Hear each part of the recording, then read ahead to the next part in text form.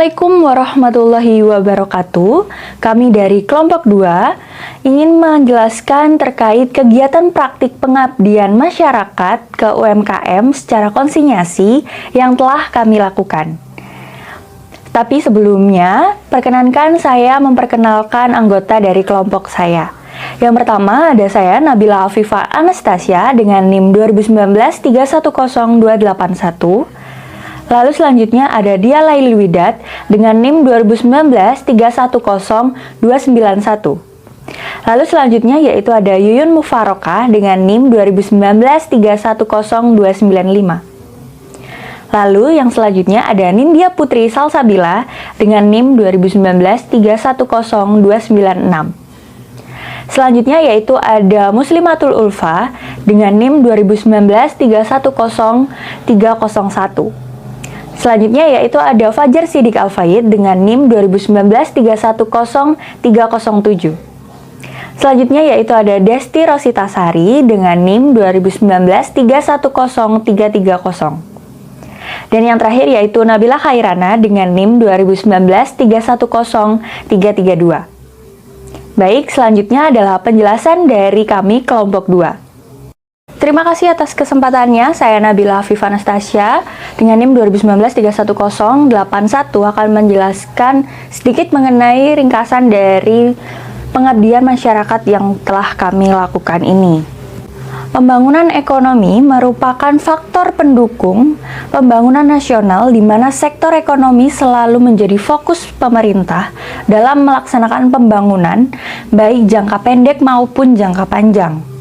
Pembangunan ekonomi tidak dapat dilepaskan dari usaha mikro kecil menengah atau UMKM. Usaha kecil menengah atau UMKM ini memiliki peranan penting dalam pertumbuhan stabilitas ekonomi. UMKM telah berkontribusi besar pada pendapatan daerah maupun pendapatan negara di Indonesia.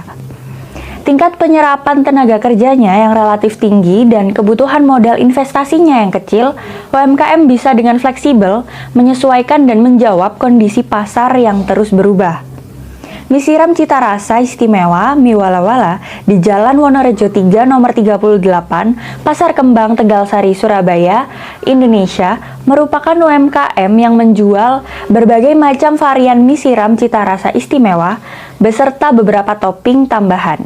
Karena mie siram cita rasa istimewa Mie Wala-Wala ini ramai oleh para pengunjung dari mulai anak-anak hingga orang dewasa.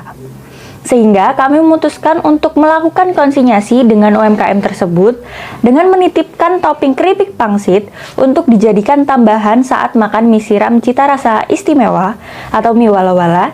Keripik pangsit sangat disukai juga oleh banyak orang dan juga dijadikan topping untuk menyantap mie siram cita rasa istimewa karena rasanya yang gurih dan juga renyah saat dimakan langsung maupun dengan mie siram cita rasa istimewa atau Mie Wala-Wala dan harganya pun juga terjangkau.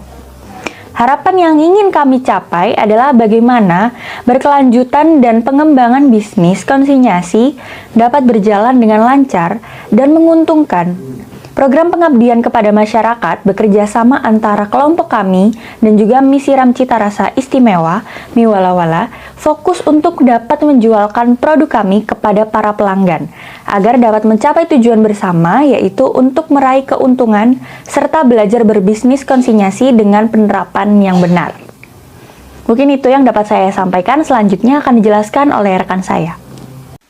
Terima kasih atas kesempatannya. Di sini saya akan melanjutkan presentasi dari rekan saya, yaitu analisis situasi. Usaha mikro kecil menengah atau UMKM memegang peran yang sangat besar dalam memajukan perekonomian Indonesia menurut Susilo DKK 2008. Saat ini UMKM telah berkontribusi besar pada pendapatan daerah maupun pendapatan negara Indonesia. Salah satunya yaitu UMKM Mie Siram Cita Rasa Istimewa atau disebut Mie Wala-Wala. Sebagian besar masyarakat beranggapan bahwa UMKM hanya menguntungkan pihak-pihak tertentu saja, padahal sebenarnya UMKM Mie Siram Cita Rasa Istimewa atau Mie Wala-Wala sangat berperan dalam mengurangi tingkat pengangguran yang berada di Jalan Wonorejo 3 nomor 38, Pasar Kembang, Tegalsari, Surabaya.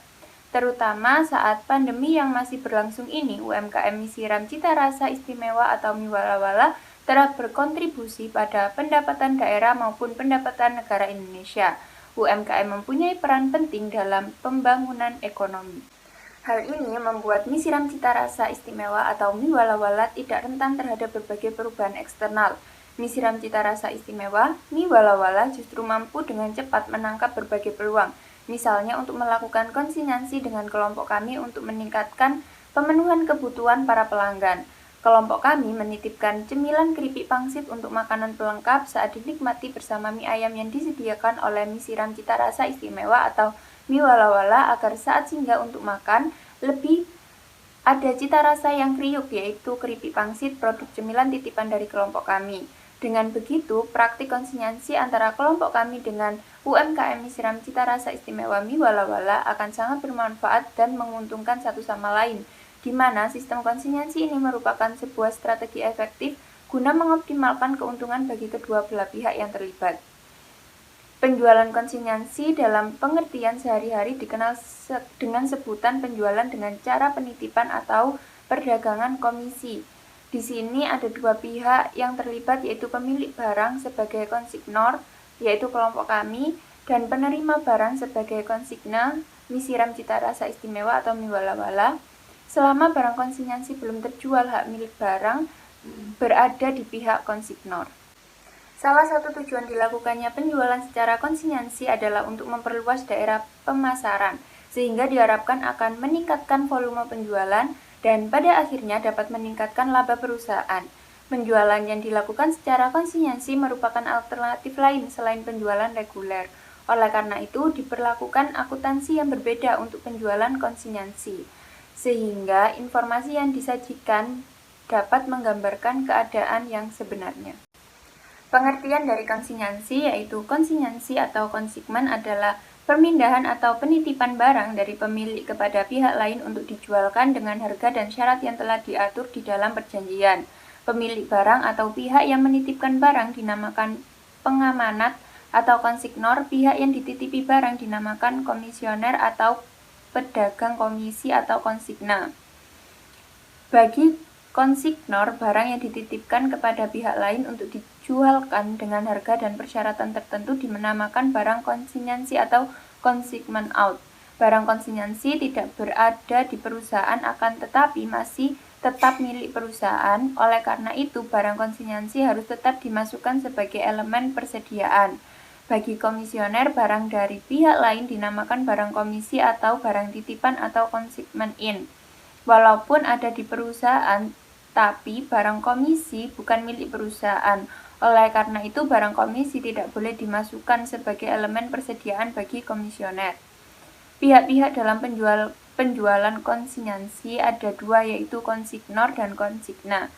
Konsignor yaitu pengamanat atau pemilik barang, dan konsigna yaitu komisioner atau penjual komisi. Baik, terima kasih atas kesempatannya. Di sini saya akan menjelaskan tentang perjanjian konsinyasi. Nah, kegiatan konsinyasi didahului dengan dibuatnya perjanjian konsinyasi. Perjanjian ini dibuat dengan tujuan untuk menjamin dan melindungi kepentingan kedua belah pihak. Nah, perjanjian ini berisi hak dan kewajiban yang harus dipenuhi oleh masing-masing pihak. Alasan masing-masing pihak mengadakan perjanjian konsinyasi adalah alasan pengamanat atau konsignor. Yang pertama adalah barang akan lebih cepat dikenal oleh konsumen. Yang kedua, daerah pemasaran akan semakin luas. Yang ketiga, harga jual dan syarat penjualan dapat dikendalikan. Dan yang keempat adalah jaminan akan kembalinya barang tetap terjamin. Jika barang konsinyasi tidak terjual atau komisioner bangkrut, maka barang konsinyasi dapat diterima kembali oleh konsignor. Nah, selanjutnya adalah alasan komisioner atau konsigne. Yang pertama adalah terhindar dari kerugian barang tidak laku, barang rusak, atau fluktuasi harga. Yang kedua, menghemat kebutuhan modal kerja. Dan yang ketiga adalah menghemat biaya karena sebagian ditanggung pengamanat atau konsignor. Baik, selanjutnya di sini saya akan menjelaskan tentang akuntansi konsinyasi. Nah, akuntansi konsinyasi ini diselenggarakan oleh konsignor atau pengamanat dan konsigna atau komisioner. Dan berikut adalah bagan dari akuntansi konsinyasi yang terdiri dari dua, yaitu akuntansi oleh pengamanat dan akuntansi oleh komisioner. Baik, terima kasih. Selanjutnya akan dilanjutkan oleh rekan saya. Terima kasih atas kesempatannya. Perkenalkan, nama saya Nindya Putri Salsabila dengan NIM 2019-310296. Di sini saya akan menjelaskan mengenai akuntansi oleh pengamanat. Akuntansi oleh pengamanat dapat diselenggarakan dengan dua metode, yaitu metode terpisah dan metode tidak terpisah. Kedua metode akan menghasilkan laba atau rugi dalam jumlah yang sama. Yang pertama ada metode terpisah. Pada metode ini, laba atau rugi yang diperoleh dari kegiatan konsinyasi akan dipisahkan dari laba atau rugi yang biasa. Alat yang digunakan untuk mengumpulkan pendapatan dan biaya tersebut adalah rekening barang konsinyasi. Pencatatan yang dilakukan oleh pengamanat atau konsignor mencakup 4 transaksi. Yang pertama, pengiriman barang konsinyasi. Yang kedua, pembayaran biaya angkut barang konsinyasi. Yang ketiga, menerima laporan pertanggungjawaban dari komisioner. Yang keempat, menerima pembayaran dari komisioner. Pencatatan terhadap transaksi oleh pengamanat dengan menggunakan metode terpisah, yaitu seperti gambar di samping. Yang pertama, pengiriman barang konsinyasi. Barang konsinyasi pada debit, lalu di kredit ada persediaan. Yang kedua, ada pembayaran biaya angkut barang konsinyasi. Di debit ada barang konsinyasi dan di kredit kas. Yang ketiga, menerima laporan pertanggungjawaban komisioner. Piutang komisioner dan barang konsinyasi berada di debit, lalu barang konsinyasi berada di kredit. Yang keempat yaitu menerima pembayaran dari komisioner.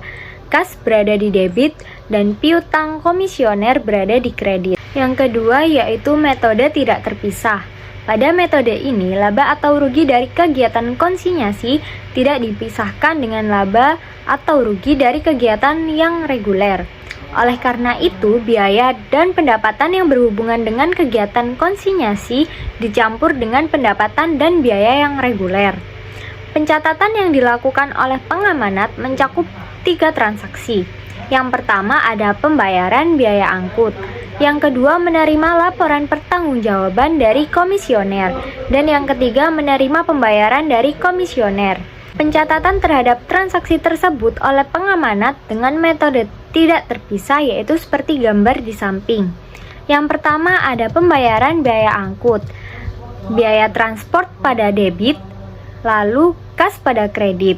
Yang kedua menerima laporan pertanggungjawaban dari komisioner, piutang komisioner pada debit, biaya pada debit, dan penjualan pada kredit. Yang ketiga yaitu menerima pembayaran dari komisioner, kas pada debit, lalu ada piutang komisioner pada kredit. Sekian dari saya, selanjutnya akan dilanjutkan oleh rekan saya. Baik, terima kasih atas kesempatannya. Di sini saya akan melanjutkan penjelasan dari rekan saya, yaitu tentang akuntansi oleh komisioner. Akuntansi oleh komisioner dapat diselenggarakan dengan 2 metode, yaitu yang pertama metode terpisah, dan yang kedua yaitu metode tidak terpisah. Kedua metode akan menghasilkan laba atau rugi sama. Nah, yang pertama saya akan menjelaskan tentang metode terpisah. Pada metode ini, laba atau rugi yang diperoleh dari kegiatan konsinyasi akan disajikan secara terpisah dari laba atau rugi yang biasa.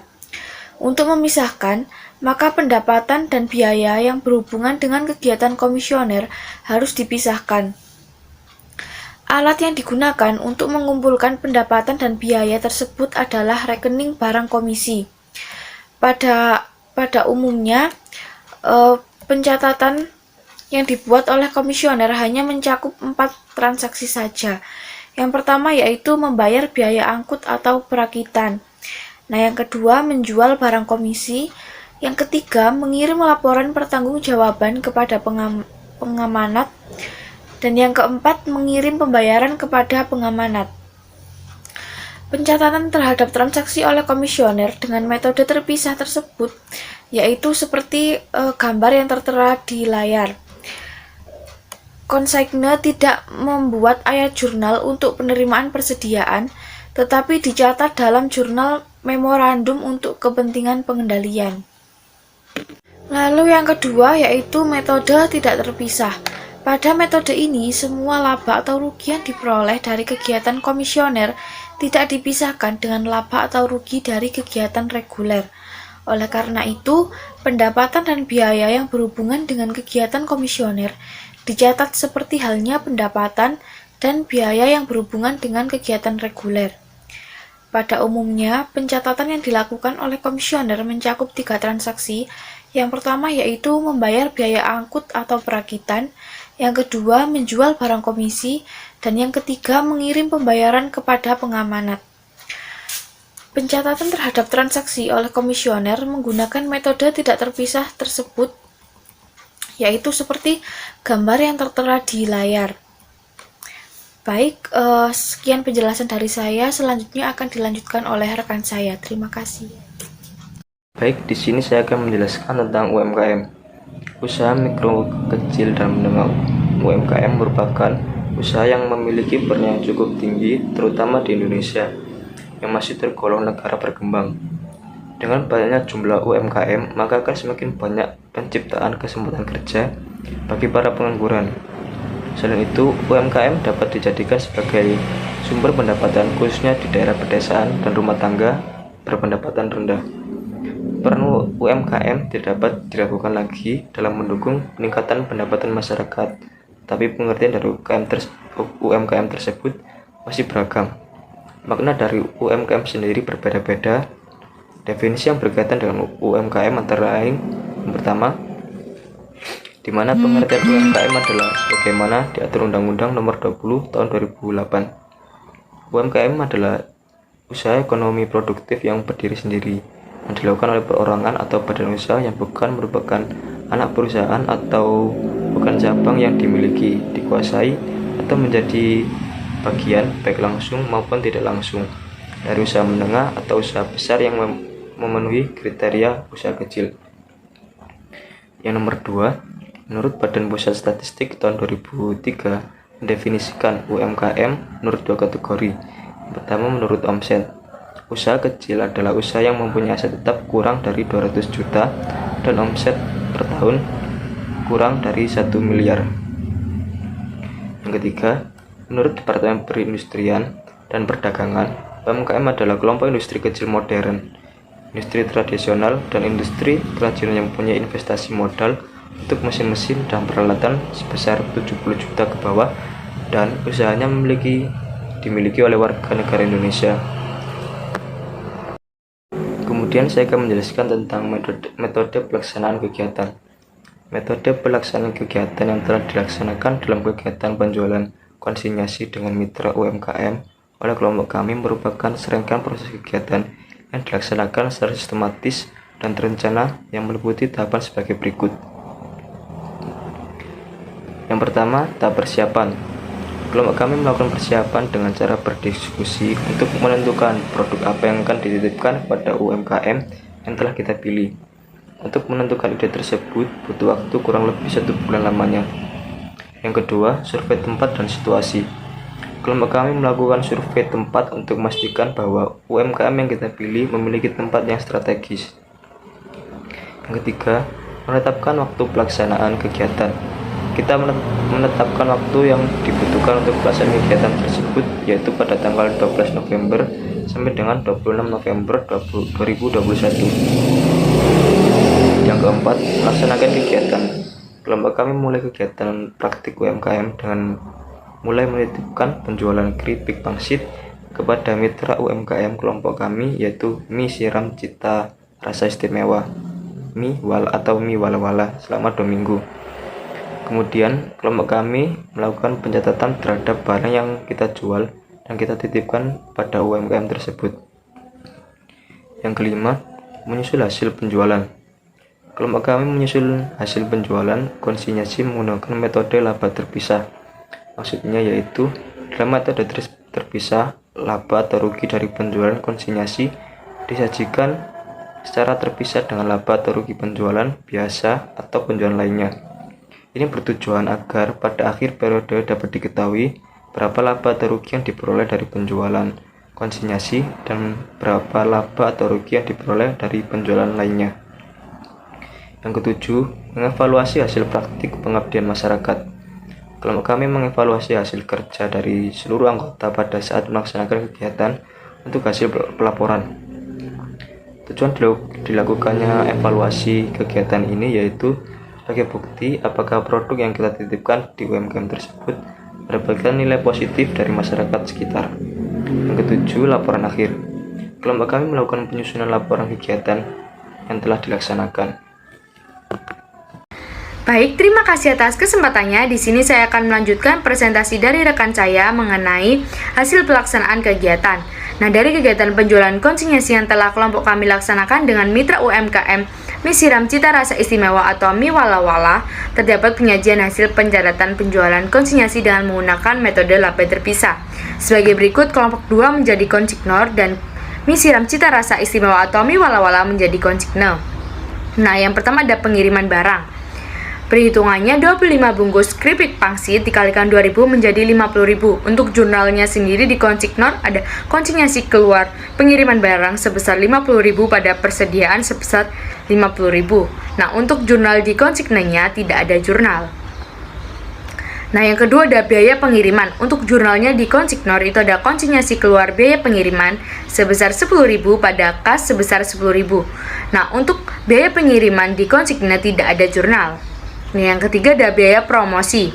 Untuk jurnal di konsignornya tidak ada jurnal, begitupun juga di konsigne juga tidak ada jurnal. Baik, untuk selanjutnya di nomor 4 ada pengiriman uang. Nah, untuk perhitungannya sendiri ada 25 bungkus keripik pangsit dikalikan 3.000 menjadi 75.000. Nah, untuk jurnalnya di sisi konsignor ada kas sebesar 35.000 pada konsinyasi keluar penjualan sebesar 35.000. Nah, untuk jurnal di sisi konsigne ada kas sebesar 75.000 pada konsinyasi masuk penjualan sebesar 75.000. Nah, untuk yang nomor 5 ada perhitungan penjualan di sisi konsignor. Untuk penjualan sendiri ada 75.000 dikurangkan dengan biaya komisi sebesar 5.000 menjadi jumlah yang harus diterima sebesar 70.000 dikurangkan dengan yang disetorkan sebesar 35.000 menjadi kekurangan setoran sebesar 35.000. Nah, untuk pengiriman uang kepada pengamanat di sisi konsigne itu jurnalnya ada konsinyasi masuk penjualan sebesar 35.000 pada kas sebesar 35.000. Nah, untuk selanjutnya akan dilanjutkan oleh rekan saya. Terima kasih. Baik, terima kasih atas kesempatannya. Di sini saya akan melanjutkan presentasi dari rekan saya. Nah, di sini saya akan menjelaskan nomor 6 yaitu mengenai pencatatan perhitungan penjualan. Untuk piutangnya sendiri kami sebesar 35.000 yaitu di debit, dan untuk biaya komisinya juga kami sebesar 5.000 di debit. Maka untuk konsinyasi keluar penjualan yaitu kami sebesar 40.000 di kredit. Nah, untuk jurnal penutupnya sendiri di sini ada konsinyasi masuk biaya komisi sebesar 5.000 di debit, dan untuk pendapatan komisinya di sini sebesar 5.000 juga di kredit, dan untuk konsinyasi masuk ya di sini kami sebesar 35.000 di debit, dan hutangnya di sini sebesar 35.000 juga di kredit. Nah, untuk pendapatan komisinya di sini kami sebesar 5.000 di debit, dan laba ruginya di sini sebesar 5.000 di kredit. Selanjutnya di sini juga saya akan menjelaskan mengenai nomor 7 yaitu menutup biaya dan pendapatan. Nah, untuk akunnya sendiri di sini ada konsinyasi keluar penjualan yaitu sebesar 75.000. Nah, 75.000 itu didapat dari mana sih? Jadi, di sini ada akun konsinyasi keluar biaya pengiriman yaitu sebesar 10.000 di kredit, dan untuk konsinyasi keluar biaya komisi di sini sebesar 5.000 di kredit, dan untuk konsinyasi keluar pengiriman barang di sini 50.000 di kredit, dan untuk laba konsinyasinya yaitu sebesar 10.000 di kredit. Selanjutnya juga saya akan menjelaskan mengenai memindahkan LR atau laba rugi konsinyasi ke rekening laba rugi yaitu di nomor 8. Nah, untuk akunnya di sini adalah laba rugi konsinyasi yaitu sebesar 10.000 pada laba rugi yaitu sebesar 10.000 di kredit. Berdasarkan hasil pencatatan penjualan konsinyasi yang kelompok kami laksanakan dengan mitra Mie Siram Cita Rasa Istimewa Mie Wala Wala, dapat diketahui bahwa dari pihak konsignor memperoleh keuntungan senilai 10.000 dan konsigne memperoleh keuntungan yaitu senilai 5.000. Baik, selanjutnya di sini ada dokumentasi kegiatan. Nah, di sini juga sudah ada nih dokumentasi dari menu-menu mie wala-wala beserta harganya. Di sini juga ada foto dari mie wala-wala ini sendiri, dan juga ada foto dari salah satu anggota kelompok kami dengan penjual dari mie wala-wala ini. Dan juga di sini ada foto dari keripik pangsit dari kelompok kami. Baik, sekian presentasi dari kelompok kami. Kurang lebihnya kami mohon maaf. Assalamualaikum warahmatullahi wabarakatuh.